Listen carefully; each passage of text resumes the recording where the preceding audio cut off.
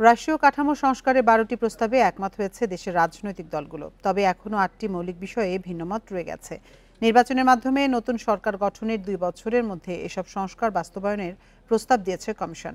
সংস্কার প্রস্তাবে রাজনৈতিক দলগুলোর ঐকমত্যকে ইতিবাচক হিসেবে দেখছেন বিশেষজ্ঞরা। গণ অভ্যুত্থানে আওয়ামী লীগ সরকার পতনের পর 6টি সংস্কার কমিশন গঠন করে অন্তর্বর্তী সরকার। তাদের দেয়া প্রতিবেদন ভিত্তি করে জাতীয় ঐকমত্য গড়তে গঠন করা হয় ঐকমত্য কমিশন। বিভিন্ন রাজনৈতিক দলের সঙ্গে দফায় দফায় বৈঠক করে এই কমিশন। মৌলিক সংস্কারের 20টি বিষয়ের মধ্যে সংবিধান সংস্কার, নির্বাচন ব্যবস্থা পুনর্গঠন, স্বাধীন বিচার বিভাগ গঠন সহ 12টি গুরুত্বপূর্ণ বিষয়ে একমত হয়েছে দলগুলো। বর্তমান নিয়ম অনুযায়ী কোনো ব্যক্তি একাধিক মেয়াদে প্রধানমন্ত্রী হতে পারছেন। তবে নতুন প্রস্তাবে বলা হয়েছে এক ব্যক্তি জীবনের সর্বোচ্চ 10 বছরের বেশি প্রধানমন্ত্রী পদে থাকতে পারবেন না। বেশ কিছু জায়গায় সাংবিধানিকভাবে আপনার প্রধানমন্ত্রীর কর্তৃত্বের মধ্যে কিছুটা চেক অ্যান্ড ব্যালেন্স প্রতিষ্ঠা করার সম্ভাবনা দেখছি, যে ঐকমত্য প্রতিষ্ঠিত হয়েছে। গ্রহণযোগ্য ও নিরপেক্ষ নির্বাচন অনুষ্ঠানের লক্ষ্যে নির্বাচন কমিশন গঠনে নতুন প্রস্তাব আনা হয়েছে। একই সঙ্গে রাজনৈতিক দলগুলো তত্ত্বাবধায়ক সরকার ব্যবস্থা চালুর বিষয়ে একমত হয়েছে।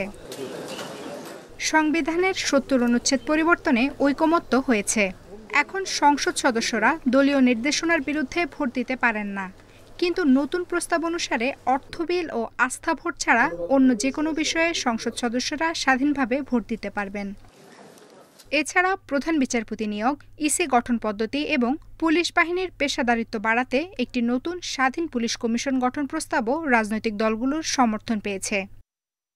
কমিশনের প্রস্তাবের প্রতি সমর্থন আছে, আমরা সেটাকে বিবেচনায় নিয়েছি এবং সেই বিবেচনার থেকেই আমরা তাদের যে সমস্ত সংশোধনী প্রস্তাব বা পরামর্শ আছে সেগুলো ইনক্লুড করে আরেকবার উপস্থাপন করে দেখতে চাই।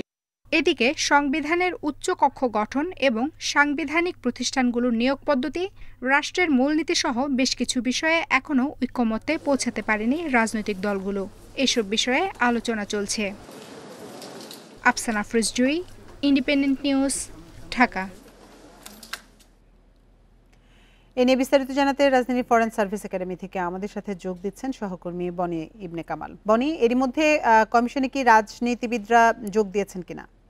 আমরা কিন্তু দেখতে পেয়েছি যে দুপুর 2টার সময় যেই সংলাপটি বা ঐকমত্য কমিশনের যে আলাপ আলোচনাটি শুরু হওয়ার কথা, সেটির কারণে এরই মধ্যে বিভিন্ন যে রাজনৈতিক দলের নেতারা রয়েছেন যারা এই বৈঠকটিতে বা এই আলোচনাটিতে অংশগ্রহণ করেন তারা আসতে শুরু করেছেন। আমরা কিছুক্ষণ আগেও দেখতে পেয়েছি জামাতের পক্ষ থেকে যাদের যিনি নেতা হাবিবুর রহমান আজাদ উনি এসেছেন, বিএনপির পক্ষ থেকে সালাউদ্দিন আহমেদ তিনিও এসেছেন, এছাড়াও অন্যান্য যে দলগুলো রয়েছে বাম ঘরানার দলগুলো সেগুলো থেকেও অনেকেই কিন্তু এসে পৌঁছেছেন। আমরা এখন পর্যন্ত এমনটি দেখতে পেয়েছি। আজকে মূলত যে বিষয়গুলো নিয়ে কথা হবে সেটা হচ্ছে গত 28 তারিখে কিন্তু এই যে রাজনৈতিক দলগুলোকে 4 পাতার একটি খসড়া প্রস্তাব, জুলাই সনদের একটি খসড়া জাতীয় প্রস্তাব যেটি, সেই প্রস্তাবনাটি দেওয়া হয়েছে, সেইটি নিয়ে আজকে আসলে রাজনৈতিক দলগুলোর যে মতামত সেই মতামতগুলো তারা জানাবেন এবং সেই মতামতের ভিত্তিতে হয়তো তাদের সঙ্গে আবার আলোচনা হওয়ার সম্ভাবনা রয়েছে বলে আমরা এখন পর্যন্ত জানতে পেরেছি। তবে মূল বিষয় যেটি হচ্ছে যে এই যে রাজনৈতিক দলগুলোর সঙ্গে দীর্ঘ 6 মাস ধরে যে আলাপ আলোচনা চলছে, এর মধ্যে